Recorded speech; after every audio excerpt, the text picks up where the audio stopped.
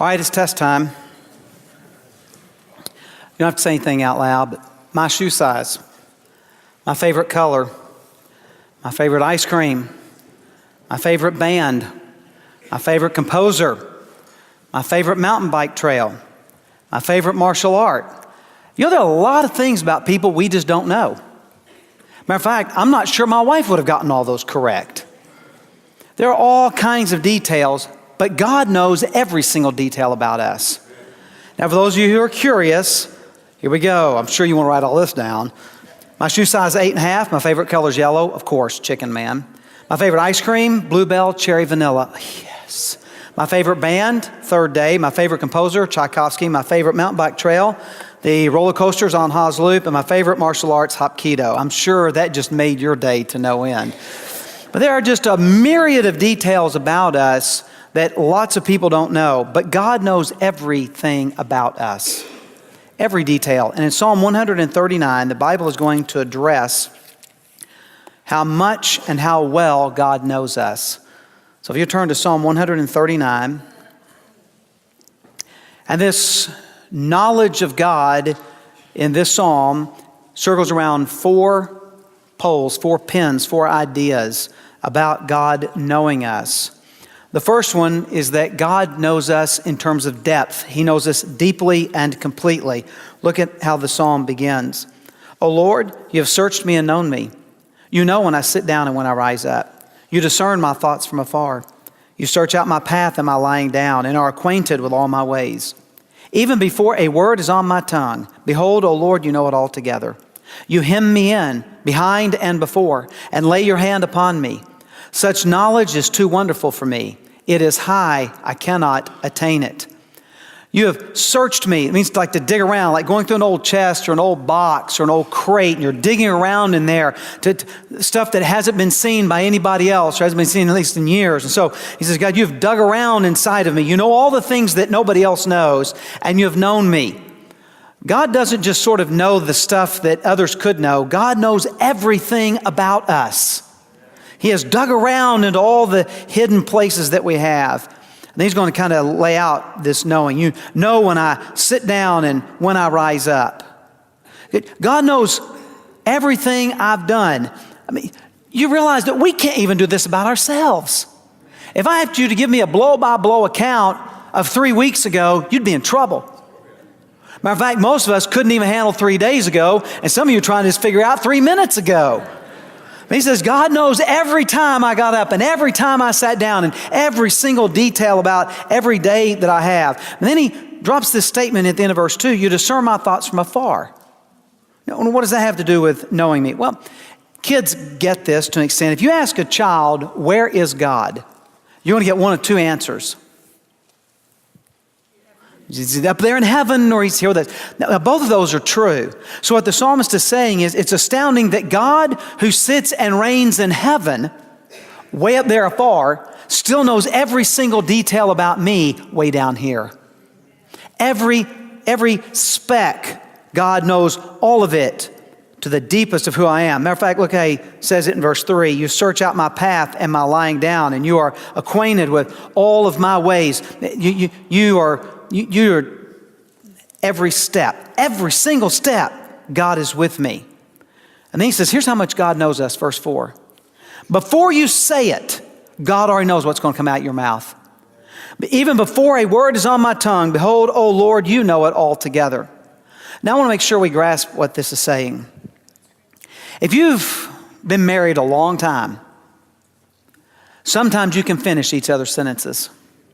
You know what the other one is going to say. However, even with that, they still will sometimes surprise you. So when it says that before a word is on my tongue, he's not saying that God's just been around us enough that he can make a pretty good guess as to what's going to be said next. He's not saying here that God is a really good, educated guesser. What he's saying is God knows every single word you have ever said or will ever say before you have said any of them. Every one of them. Behold, O Lord, you know it all together. Here's how deeply God knows us. Because of this, He also protects us. The psalmist, after giving this description of God knowing me, breaks out into a little bit of song here. You hem me in behind and before and lay your hand upon me. You hem me in. It's the picture of like being inside of a fortress. And so you're in front of me and behind me. No matter where my enemy may attack, you have built a fortress around him to protect me. However, not every enemy attacks from the side or the front. Some of them actually attack from the air. So notice what he says. You've also laid your hand on me. So God protects me all the way around every side. Plus he protects me from the top. Put your hand upon me. And so because God knows me so well, he is always there to protect me. And then verse 6, he says, man, I just can't handle this. This is just unbelievable. Such knowledge is too wonderful for me. It is beyond human comprehension. It is high, I cannot attain. It's like trying to attain to the top of a high pinnacle. I just can't reach it. It is too wonderful for me. Now, there are people who accomplish great things and we admire them. And we should admire them because they've done great things. And to me, the most admirable things that have been done are by people who never sought any recognition. Moms. But he's not saying here God has done some superhuman things that we admire him more than other people. God is not some elevated human being. He is God. See, admiring somebody is not worshiping them. We don't admire God like we admire people. We admire people, but we worship God. And so he says that this knowledge is beyond anything that I could even comprehend, that God knows every single thing about me. So here's what I want to do. I want to just take just a few seconds, and I want you to kind of make a quick list of some things about you that nobody knows.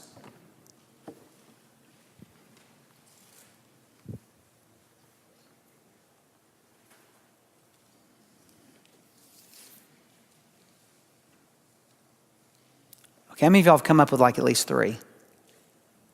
Oh, you really think we're that impressed with you that we know that much about you? Come on, I'll give you a few more seconds now.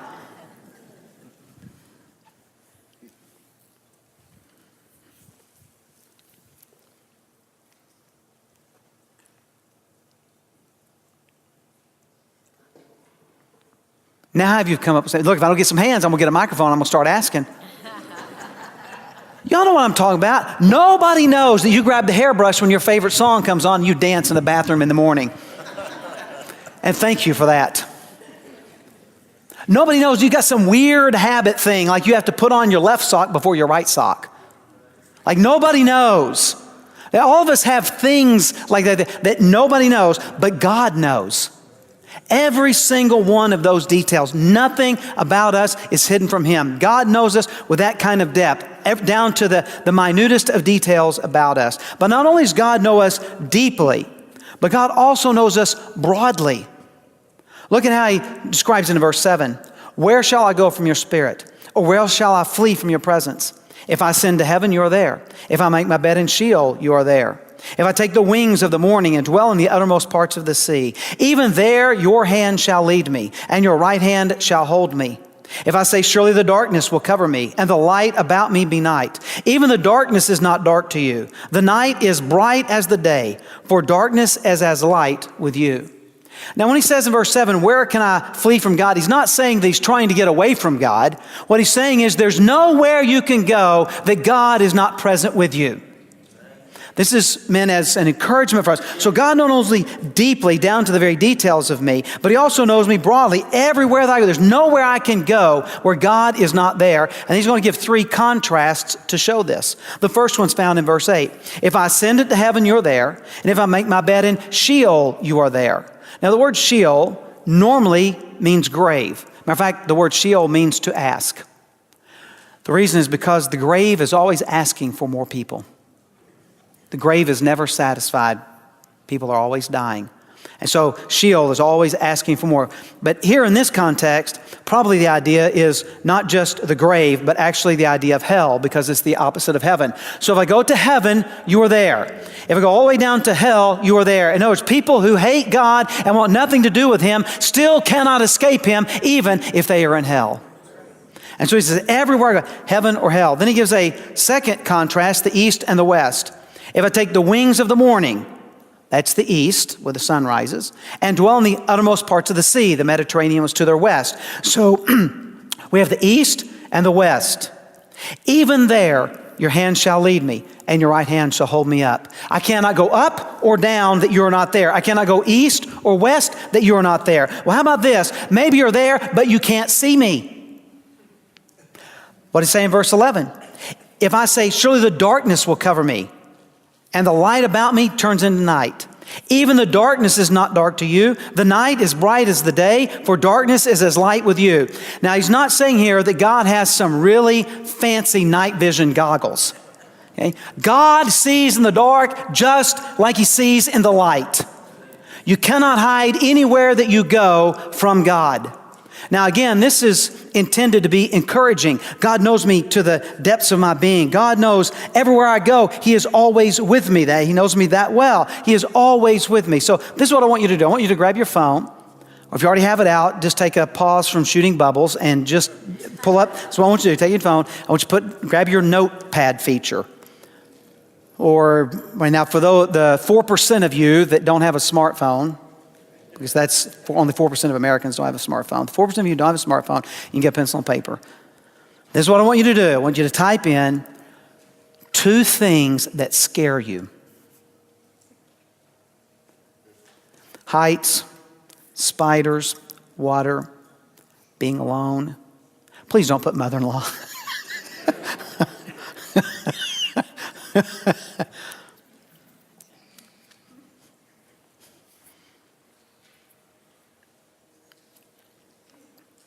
This shouldn't take long. You know what you're scared of. Now, beneath those 2, this is what we put in. God is with me. God is with me. And the next time you're up high and you're scared, God is with me. The next time you see that creepy spider crawling across the floor, you remember, God is with me. And he's about to meet that God. When there are a round of layoffs at work, you think, God is with me. This is not intended to scare us. It is intended to encourage us. Wherever I go, God is with me. He knows me to the depths of my being. He knows me wherever I go. He knows me in depth and in breadth. But he also knows me because he made me. Verse 13, for you formed my inward parts. You knitted me together in my mother's womb. I praise you, for I am fearfully and wonderfully made. Wonderful are your works. My soul knows it very well. My frame was not hidden from you when I was being made in secret, intricately woven in the depths of the earth. Your eyes saw my unformed substance. In your book were written, every one of them, the days that were formed for me, when as yet there was none of them. How precious to me are your thoughts, O God. How vast is the sum of them. If I would count them, they are more than the sand. I awake and I am still with you. You formed what are my inward parts? That's my inward parts, my organs. Heart, liver, lungs, all those parts that make me up. That God, you have formed the inside of me. And then he takes a step further. He says, you have knitted me together in my mother's womb. You have woven me together. I am exactly the person that you designed. Listen, you are not the result of starting in the goo, coming through the zoo, and becoming you. You are a special creation by God. You've been knitted together. And notice that's in my mother's womb, a theme that he's going to run through here several times. Now, he breaks pattern here. The pattern has been, this is how God knows me, and then there's some praise for it. But instead, here in verse 14, he says, man, this is so good, I just got to drop a praise word in right here before I continue. So verse 14, he says, I praise you, for I am fearfully and wonderfully made. What does it mean to be fearfully made? Here's the idea, that I'm made in a place where we should fear to tread. The womb is a special, holy, sacred place to our God, and nobody has any business messing around in there. I am fearfully, but not just fearfully, I'm also wonderfully made. We've seen this word wonderful already. Saw it back in verse 6. This knowledge is beyond anything that I can understand. That the workings of God to create a human being are beyond our comprehension. I am wonderfully made. And then he likes this word wonderful so much, he uses it again. Wonderful are your works. My soul knows it very well. I want to say it again. God is at work in the womb, creating and putting together and knitting and forming a very special person, and every single one of them is of value in the eyes of God. Now, verse 15, he gets down to some descriptions of how this happens. My frame was not hidden from you. What's my frame? That's my bones. It's my skeleton. That's what helps you stand up. Sometimes you say vertical. God knows your backbone, or lack thereof.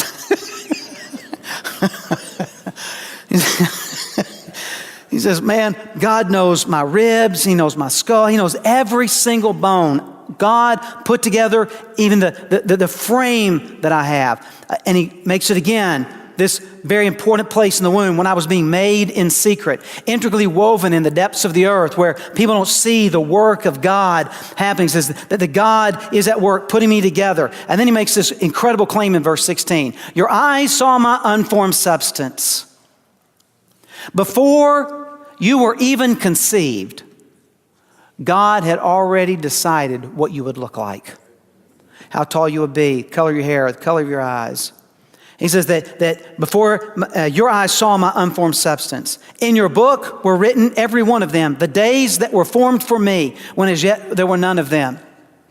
He says, God created me for a specific purpose. He sees it. He has declared it before they would even happen. So here's the idea. God decided that I would be born with hair and die without. You knew what I would look like. All of them were intricately written down. When God creates a life, it is something that is precious and sacred and serious. And something that goes beyond our comprehension. As a matter of fact, just the very nature of the way we work and operate and perform everything that we do is astounding. The intricacies of human beings is astounding. How God has woven us together. You understand how we go beyond comprehension if you're married. Some of you will get there in a little bit. So this is what he says in verse 17. This is what he's talking about. How intricate and complicated human beings are. Verse 17, how precious to me are your thoughts, O God. How vast is the sum of them. All the details that go into making up a human being and to make us function, and not just function for a while, but to function for decades. All of this is astounding to us. The fact that you have a skeletal system that helps you stay upright. The fact that you have fluids in your inner ear to help you remain balanced. The fact that your eyes produce moisture to protect your eyes. I mean, all the little details of you. God has put all of those together beyond number and beyond count. Matter of fact, it said verse 18, if I would count them, they are more than the sand. You are not just a creation of God. You are a complex, intricate, amazing creation of God. And so he says that God knows me deeply, every detail. God knows me broadly everywhere I go. He says, and God has known me from the very beginning because God is the one who formed me. October 5th, today my life began. My parents do not know it yet. I am as small as the seed of an apple, but it is me already. I am to be a little girl. I will have black hair and blue eyes, but just about everything is settled. Even the fact that I will love flowers is already decided. 10 days later, October 15th, some say I'm not a real person yet, that only my mother exists, but I am real, just as a small crumb of bread is still truly bread. My mother is, and I am. 18 days later, October 23rd, my mouth is just beginning to open now. Just think, in a year or so, I'll be laughing, and later I think I know what my first word will be. Mom. 20 days later, October 25th, my heart began to beat today all by itself. From now on, it will gently beat for the rest of my life without ever stopping to rest. After many years, my heart will tire, and it will stop, and I will die. 31 days later, November 2nd, I'm growing a little every day now. My arms and legs are beginning to take shape, and I have to wait a long time before those little legs will raise me to my mother's arms, before these little arms will be able to gather flowers and hug my father. 38 days later, November 9th, tiny fingers are beginning to form on my hands. It's funny how small they are. I'll be able to stroke my mother's hair with these. 46 days later, November 17th, it wasn't until today the doctor told Mom that I'm living here under her heart. How very happy she must be. Are you happy, Mom? 51 days later, November 22nd, my mom and dad are probably thinking about a name for me now. They don't even know that I'm a little girl. I really hope they'll call me Kathy. I'm getting so big already. 66 days later, December 7th, my hair is growing. It's smooth and bright and shiny. What kind of hair do you have, Mom? 69 days later, December 10th, I'm just about able to see. It's dark around me. When Mom brings me into the world, it'll be full of sunshine and flowers. But what I want more than anything else is to see my Mom. How do you look, Mom? 80 days later, December 21st, I wonder if Mom hears the whispering of my heart. Some children come into the world a little bit sick, but my heart is strong and healthy. It beats so evenly. You're going to have a healthy little girl, Mom. 84 days later, December 25th, today, my mother killed me. Abortion is murder. It is the taking of a human life, and it is wrong. Every single life is formed and fashioned and knitted together by God. And God takes them seriously and lovingly. We should take them seriously and lovingly. And to snuff out a life is wrong. It is murder. God knows me in depth. He knows me in breadth. He knows me because He formed me, but He also knows the end. He also knows the judgment that's coming. Look at what this seems to change gears in verse 19, but it's still the same idea. Oh, that you would slay the wicked, O God. O men of blood, depart from me. They speak against you with malicious intent. Your enemies take your name in vain. Do I not hate those who hate you, O Lord? And do I not loathe those who rise up against you? I hate them with complete hatred. I count them my enemies. Search me, O God, and know my heart. Try me and know my thoughts, and see if there be any grievous way in me, and lead me in the way everlasting. Now, here's the reason this is so significant. Not only does God know me in detail, not only does God know me everywhere I go, not only does God know me because He formed me, but God also, because of all that knowledge, will be able to pass correct judgment on me. See, if we pass judgment, there are always details we don't have. There's always information we're not aware of. We could even be deceived. But if witnesses are brought against us, they may lie, but God knows it. God knows the truth. So because God is all-knowing, there will never be a mistake when it comes to the judgment day. Ever. So, oh, that you would slay the wicked, O God. O men of blood, depart from me. Murderers, depart from me. That God would judge them rightly and righteously. Not only are they murderers, but they are gossipers. They speak against you with malicious intent. They are your enemies. They take your name in vain. They may claim to belong to you, but they do not. They take it in emptiness. And now he makes this interesting statement. Do I not hate those who hate you, O Lord? Do I not loathe those who rise up against you? I hate them with complete hatred. I count them as my enemies. What does that mean? Here's what he's saying. God, I want to be where you are, and your enemies are my enemies. I am so identified with you. That's why he's saying in verse 22, I hate them with complete hatred, and I count them my enemies. Look at what's happened. Because of their hatred, because of their murderous and slanderous ways, what have they done? They have created division.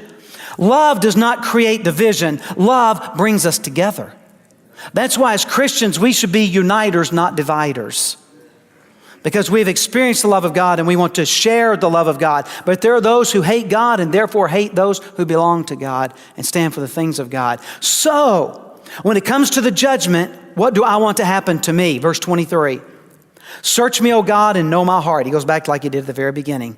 Dig around to the very intimate details. Try me and know my thoughts. See if there be any grievous way in me, and lead me in the way everlasting. He's not saying, look at me because I'm perfect. What he's saying is, God, I want you to cleanse me completely. You see, when we stand in the judgment day, God's going to pull up every single thing you've ever thought, everything you've ever done, everything you've ever said, every single one of them. And you are going to be found guilty, like bad guilty. So you only have one hope, and that is that you have been cleansed by God through His Son, Jesus Christ. That is our hope. That is the only thing that, it astounds me when we think about the judgment, how many people don't take it seriously. It's like students who say, can I get an extension on the assignment?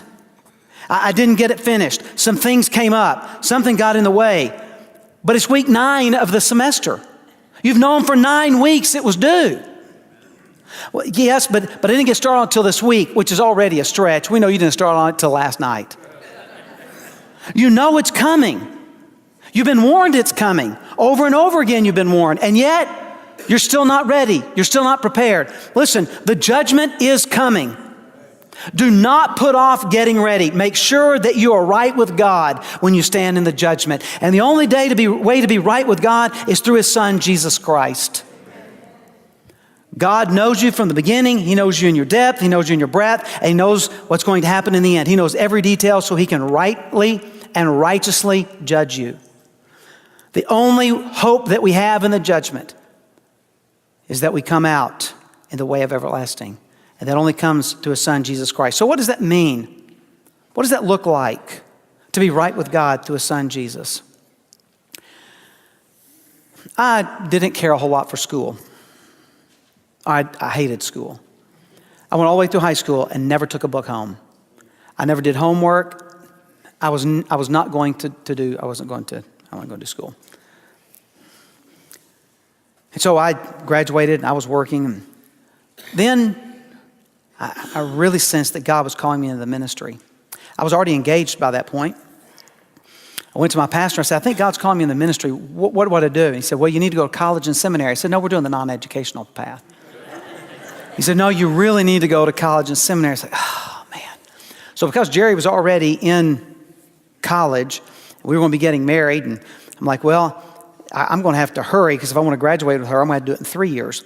And so I thought, well, maybe I can get a kind of head start here. And so I looked at the schedule and was able to take a few classes at the local community college to kind of give me a running start so that I could, take extra hours in college and graduate with her. And so I signed up. Now, I had this idea that I was going to be an aeronautical engineer. Those are the kind of classes I like. So I did like physics and astronomy and stuff. Then I thought, you know what? If I want to be a pastor, a speech class might be a good thing to take. And so I enrolled in a speech class. Now, picture again, it's a secular school, not a religious school, it's a secular school. I'm taking a speech class. And you have all the speeches you would expect, speech to inform, and you have a speech to demonstrate, and all that other kind of stuff. But near the end of the semester, there's always the speech to persuade. So I selected as my topic for my speech to persuade that Roe v. Wade should be overturned and that unborn life should be protected legally in our country. And so I made my speech and I gave some facts and things, but also tried to speak to the emotions because lots of people can't think logically or consistently. And so you just got to try to sway them. This is a speech to persuade. And so I tried to, go for both the mind and the heart. Here's the interesting thing, that once you were done with this speech, the professor will allow one or two people, if they would like, to ask a question or offer a rebuttal. So when I was done, there was a girl, raised her hand, and she lit into me. It was nasty and it was ugly and basically verbally assaulted me. That was in the days when we had people who were tough in America, so I just kind of let it roll off. Didn't run to my safe space or any other kind of ridiculousness. I just took it like you did. And so that was fine. Well, a couple days later, I saw her in the hallway. She said, "Can I talk to you for a second?" I thought, well, here we go, round two. She said, "I just want you to know, I don't agree with abortion, but I think they should be legal for people who need to have them." That's the typical illogical, inconsistent thinking of our world, and you still hear that kind of baloney today. I knew what was going on. This had nothing to do with what she thought or rationally considered in terms of legal issues. This was very personal for her. It was obvious. So I just looked at her and I said, "Look, I just want to say something. I am a Christian. I take the Bible seriously. Because of that, abortion is murder. And you killed your unborn child. But I want you to know that my Jesus will forgive you." Listen, this is our message. This is what it means to be a Christian. We don't have it all together. We don't live crystal clear and clean lives. We're filthy, dirty, ugly sinners who have been forgiven by Jesus Christ. And the message I gave to her that day is the same message I've given to thousands of people in over 3 decades since then. If you're thinking about doing something wrong, don't do it. Don't do it. But if you are here and you have done it, Jesus will forgive you. He will forgive you. If you have had an abortion, Jesus will forgive you. If you have committed adultery, what you did was wrong, but Jesus will forgive you. If you have stolen pens from work, if you have stolen, what you did was wrong, but my Jesus will forgive you. If you have slandered people and gossiped about people, what you did was wrong, but my Jesus will forgive you. If you have been envious and jealous of other people, what you have done is wrong, but my Jesus will forgive you. If you're thinking about doing something that violates God's law, don't. Don't do it. Don't do it. But if you have, I want to tell you that Jesus, through his death on the cross and his resurrection, will forgive you completely. We are a fellowship not of the perfect. We're a fellowship of the forgiven. And so we do not waver on what is wrong. When God calls it wrong, we call it wrong. But neither do we waver on forgiveness. I don't care how ugly a thing you have done, Jesus will forgive you.